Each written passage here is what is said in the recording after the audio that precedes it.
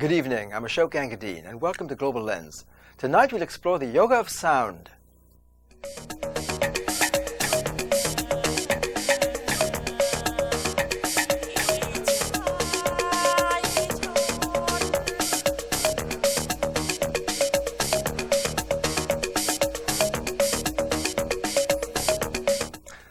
Sound has global power to resonate across borders, cultures, and worlds. But did you know that there's a yoga of sound? Yoga has, of course, become popular in the West in recent decades, but what role can sound play in yoga? Hindu spirituality has understood the profound effect that sound has on our well-being. The yoga of sound is a 3,500-year-old spiritual system for reducing stress, maintaining health, and realizing spiritual awakening. We're delighted to have in our studio Russill Paul, a world-renowned musician blending classical and Indian contemporary music, as well as the West's foremost teacher of the yoga of sound. He's just produced a powerful book, The Yoga of Sound, Healing and Enlightenment Through Sacred Practice of Mantra, which comes with a CD. Born and raised in India, Russill lives in San Francisco Bay Area and performs and conducts workshops and retreats throughout the world. Russill, welcome to Global Lens. Thank you, Ashok. Let's begin by just even talking about the idea of yoga and sound. I mean, we're more familiar with yoga. Yes. But sound seems to be in our culture, just sound, and it's hard to get the connection. Help us fill that gap. Right. Well, sound is in many ways our expression, our musical expression, our verbal expression. So it includes both language. Yes. It includes music as well. So that's why yoga of sound is an important term, because it embraces both these aspects. The linguistic as well as the non-linguistic or musical aspect. Right.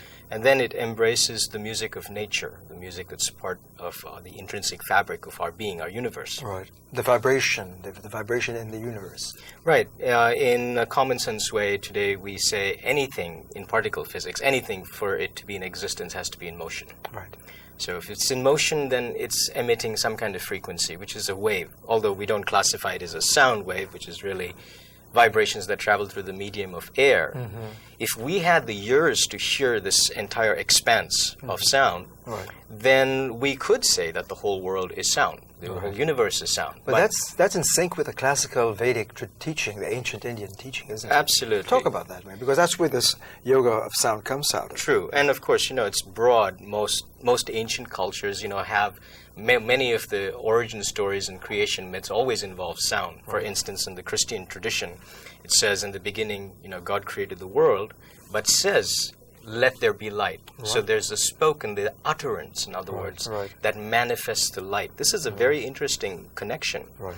And it points to the fact that at the very heart of our existence, this vibration is also intelligence. That intelligence and vibration and being are all very interwoven together. That means consciousness, if there's intelligence in the vibration of the universe. Absolutely. That's the unifying term. So we split it up in terms of vibration and intelligence, but consciousness is absolutely the unifying term. Right. And in terms of the ancient, Hindu Vedic background, yes, the insight apparently is that Om is reality, Om. And that Om is taken to be what? What is Om? An infinite sound? Is it a syllable? Is it a vibration? What is your understanding? Yes, Om, like most mantras, you could say, is a sound symbol. And in the Indian tradition, is the supreme sound symbol. So it, in a sense, through its vibratory presence and luminosity, its luminous kind of symbol, it represents the totality of all being, which is vibratory in nature. Right. And so it's a sound that represents all sound, that represents all being. And so in this classical tradition, at the heart of the yoga of sound, the voice and the mantra, mantras are important. We're going to talk about that, but let's have our viewers just sample from your CD. Okay. The first items. I think we're ready to hear that. All right.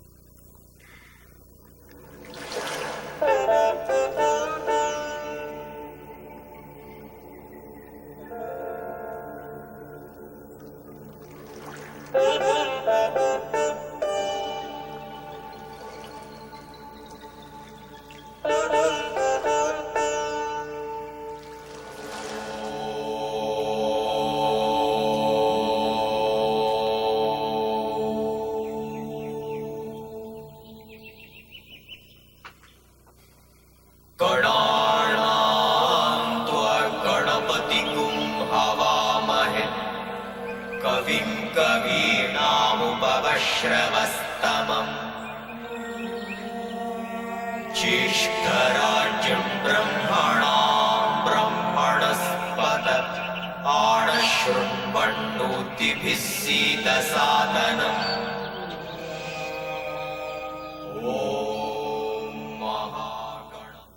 Oh, it's so powerful. I mean, I could just listen to that for all through the show. All right. But let's talk. Let's keep our voices at that vibration. Sure. That's a mantra, isn't it? That is a mantra. Explain to our viewers, what is going on in this? Well, this is a particular type of mantras. Yeah. Mantra is a broad term to speak. I like to think of mantras as the language of energy. Oh, okay. And mantras is to yoga the same as what mathematics is to science. Ah. It's the very heart, the very foundation. It's the language of yoga, which is the language of energy. So, but what mantras do is that they could be conceptual. Certain types of mantras, like these Vedic mantras, are conceptual. What were the words? Sanskrit words. Sanskrit words. And invoking Ganesh, who is the one who removes obstacles. This is a very powerful mantra. Is it a prayer? Is it a kind It is a kind of a prayer. Yes, I see. Yes, mantras could be short prayers. They could also be single-syllable sounds, or they could be single-syllable sounds strung up together. And there's a science behind it in constructing them. Right. It comes from this culture that gave us yoga, and the same culture that gives us Ayurveda, the world's oldest medical system. Right. I want to get into those topics as we unfold, as this gets enriched. But so if it's energy, it's an energy transformer. When someone is properly reciting the mantra, what is it transforming? Is it transforming my energy, or is it opening space to Ganesh? What is exactly being transformed? Well, definitely we're working with ourselves. We're working with ourselves. We're working with our own energy, and these are sounds that have been intelligently sculpted. Samskrita, which is the language of mantra, means well produced, well constructed. Right. So it's well constructed sound, a sound form that has certain effects. And the effects are physical, the effects are psychological, the effects are spiritual. So they're on many, many levels of being. And so they have been designed in a certain way to produce certain effects, to cause the brain to emit certain specific wavelengths, to put ourselves in a certain place. So it's about disposition, openness, release, channeling, facilitation, and therefore healing. Oh, wonderful. Now, in terms of that moving of energy, make the link between the mantra and moving energy and yoga, because yoga is supposed to connect us with the universe in a profound sense. What's going on here in the mantra and the yoga? Mantras and yoga have always been very closely associated. In fact, sometimes people speculate which came first, the posture or the mantra. I see. Mantras were often partnered with yoga postures. They were the power behind the pose, so to speak. They fueled the pose. They fueled the energy. They provided the kind of vibratory presence in the pose that allowed for perception. So there's a physiology even to this mantra. It goes into the physique. Absolutely, absolutely. Today we realize that the palate functions as a blueprint of the body's energy system, much like the ears or much like the palms of our hand and our feet, as in reflexology. Well, they found trigger points in the palate, which is why when we speak, and when we speak articulately, it's energizing. Or if you're from New York City and you speak articulately, it's very energizing. And we see that connection, between speech patterns and energy. And it's because of meridian points in the mouth that get triggered by tongue positions. And so African languages, if you listen to African aboriginal languages, this strong energy comes up, and we hear it in their voices. And so Sanskrit and the language of mantra, Sanskrit is a language with very complex phonetics, and all this different tongue positioning in the mouth is like a yoga of the tongue. Wow. Now what is the chakras? I'm sorry, I'm losing my voice here. The chakras in the body. The chakras. Well, the chakras, it's an esoteric system, of course. It's a Gnostic system. It comes from a viewing of the body through an inner lens of the mind's eye, a well-developed inner vision, you can say, a refined inner vision. But of course, we are yet to be able to verify them in contemporary medical clinical settings. But what we can look at are the common sense associations for chakras, which is that energy or experiences get stored in specific parts of the body, that kind of psychosomatic connection. And there's an association. Sexual experiences are stored in a certain region, mental experiences in a certain region, pain and hurt in a certain region. So we have a common sense way of saying, well, there has to be a place, something is storing this information in the heart area, or in the gut area, in the genital area, in the throat. And so in the ancient Indian yogic view, they classified that there is a sort of subtle energy infrastructure behind the physical body in which these experiences are stored. And I think Deepak Chopra would say today more and more, and other people, that memory, for instance, we can't localize it. We try to. We haven't found that out yet.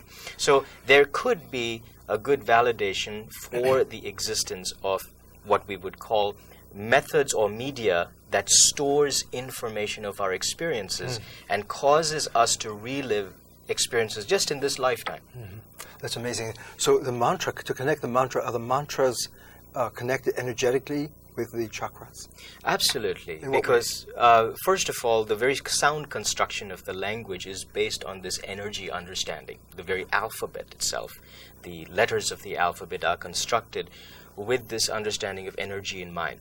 But with Sanskrit, what's interesting is that not only do you have this vast array of phonetic complexity, they combine their consonants. The consonants are combined to produce compounded consonants, which is a very medicinal term in a way, when we think of it.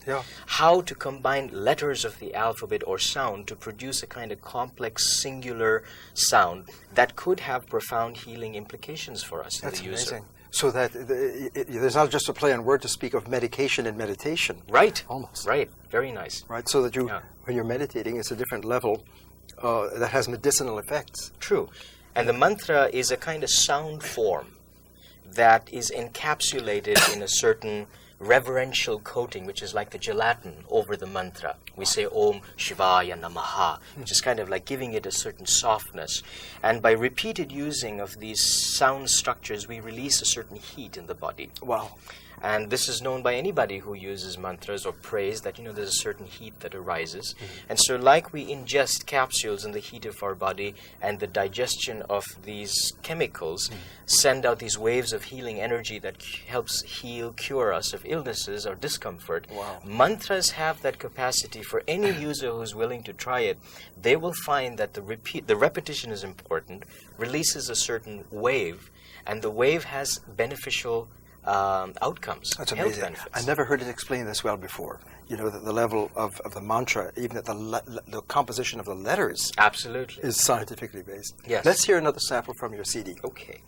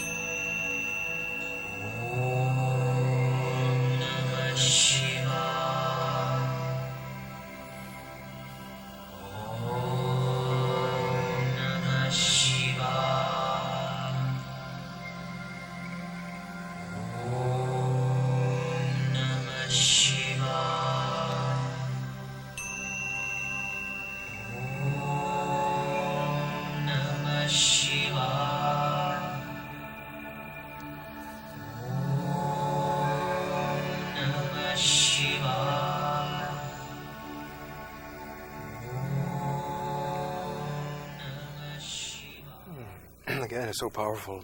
I find myself just relaxing and breathing, more automatically breathing. So breath isn't. Talk about breath. How is breath connected with?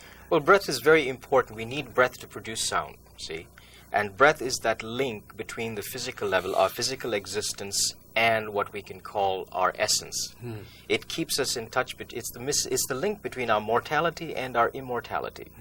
And it's what we use to produce sound, to produce words, to communicate, but it's simply the life, the presence of the life force that's giving us life in the moment. Well, in the biblical tradition too, when God is creating he breathed life. Yes. So you have breath again. So Yes. it's a cross-cultural idea, isn't it? Absolutely, It's not just absolutely. And that, the whole symbolism of the word, the logos in the Bible, and the connection to breath, in a way, it's implicit. It kind of preempts the fact that whenever we use that analogy of the word in our language, we preempt the fact that breath is involved. So I think in terms of our everyday worldview, where we separate the physical world from the spiritual world, Yes. what you're suggesting for this tradition is that sound is a profound link Absolutely. that can link the physical dimension with the spiritual dimension. Very much right? so. I mean, we all had those experiences. We listen to certain pieces of music, Right. and we feel transported to another place. Or we're out in nature, and the sound of a brook or the sound of birds singing transports us to another place. What place is that? It's a place inside us. But there's a difference between those sort of places on the one hand, and the sort of places that society configures in. It's not the same space as an office space. It's not the same space as driving in freeway traffic. It's a different space, configured differently, and in fact unfettered, unencumbered by the usual structures of psychological structures that condition our awareness. Right. So that in our environment, in a noisy city environment, let us say, when you're living in the middle of noises and horns and sirens and chatter all the time, that can really have an effect on us. Absolutely. What we realize today is that noise actually hurts our cells. In fact, it causes our cells to constrict, and we produce excess fat. For the very least, we can chant to get slim. Yeah. Just joking, but true. The truth is that so much of illness, 20% of illness in America is noise-related. That's amazing. You never hear that. Yeah, it's That is noise-related, and we're becoming more and more aware. And then take also the aspect of hearing loss. But 60 to 66 million Americans suffer from hearing loss. Right. And so this relationship between noise pollution, hearing loss, and illness is now, we have to look at it. Obviously, there is a connection between sound and our health. Right. And then we're beginning to discover now that the pituitary gland, which is only millimeters away from our palate. Right. Now, the pituitary governs our immune system. This is the connection that Hindus have made in the past, that by using certain aspects of speech production, our immunity can be affected. And not just our personal immunity, but also the extended immunity of our communities. Talk about that. How can that happen? How could the immunity of a community be connected with this? When groups of people begin to chant intentionally, then the community, it's extended. It's like people praying in church, doing things like that. There is a power to it that extends not only to the individuals, but to the extended family. Right. Because we are connected. We're breathing each other's atoms in any case. Right. Well, I love all kinds of music. Classical, I like rock, I like dance music and strong beats. When you see kids in concerts, stadiums, shouting and screaming and the music, what are your thoughts about that in terms of the context of what you've just been saying about how it affects our consciousness? Well, this is a very rich question, so I'll try to answer it as briefly as I can. On the one hand, we need art forms. All kinds of art forms, because without art we'd self-destruct. Right. So it's, in a way, it's an essential part of our healing, our well-being. The danger, though, is when art becomes self-destructive and there's a kind of vicious pattern of self-destruction where we express so much of angst that feeds back into our angst and frustration and neglect, and that keeps a vicious cycle going. I once was with the Dalai Lama and asked him that question. He said, well, if you're an artist and you've got too much of angst, don't work everything out in public. Work a little bit or half of that out in private. And that's where spirituality comes in, and it's a very important component of art, that we have to have other ways also of dealing with our negative emotions. And that's where I think other types of music, we need the kinds of music we enjoy as entertainment, but we also have to start looking at sound and music as a form of nutrition. Really?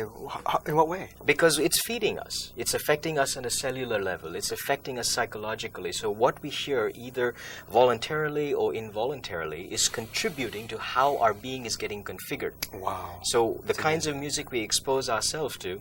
It's like food. It's like a kind of food. It's absolutely like food. P.C. Singh or T.C. Singh did a lot of experiments with plants, and he found, certain plants, when exposed to certain kinds of music, will either grow towards the music or they may wither and die. Wow.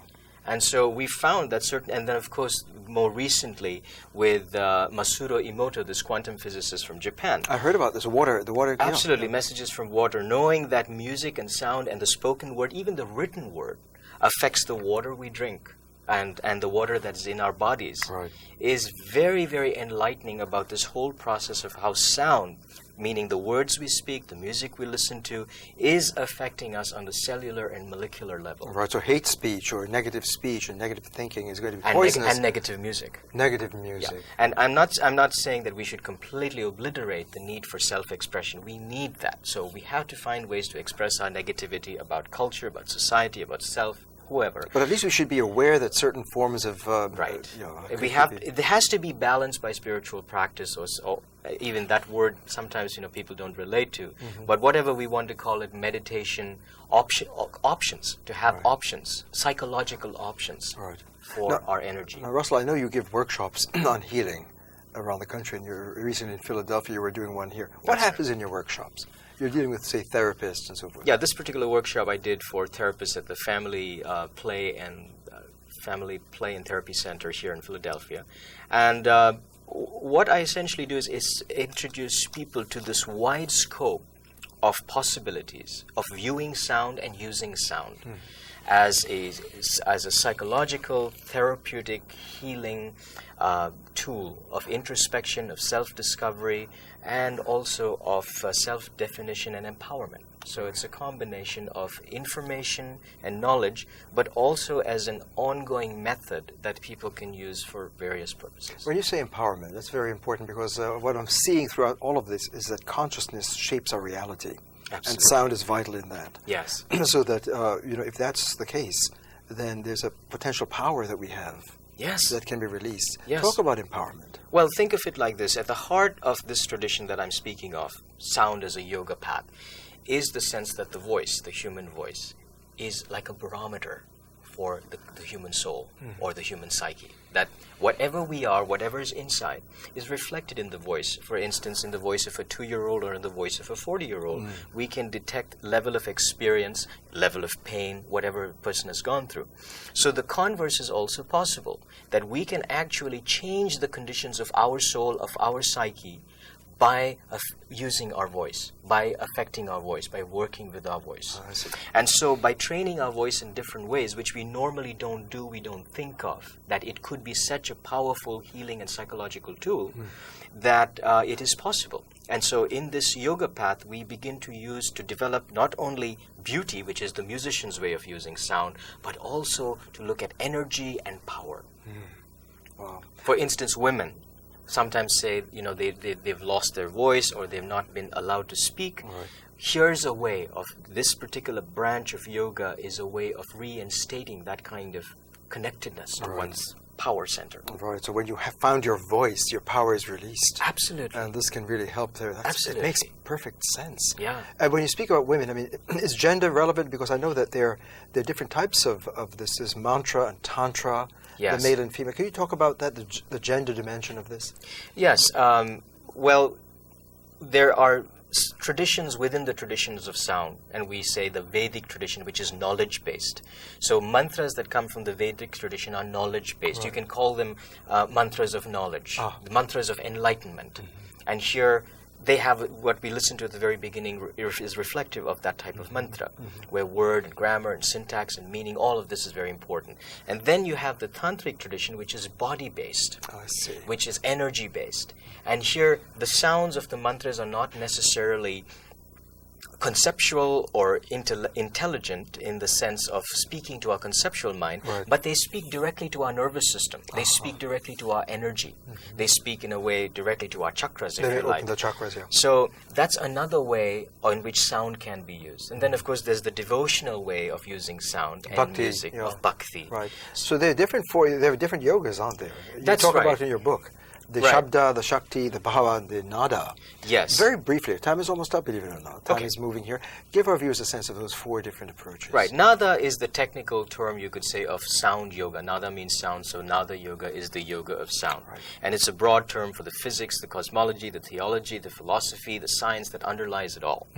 But then when we look at language and how language has been used in health and sound employment, in the employing of sound, for personal reasons and empowerment, we find there's the Vedic tradition of institutional Hinduism. That's knowledge-based.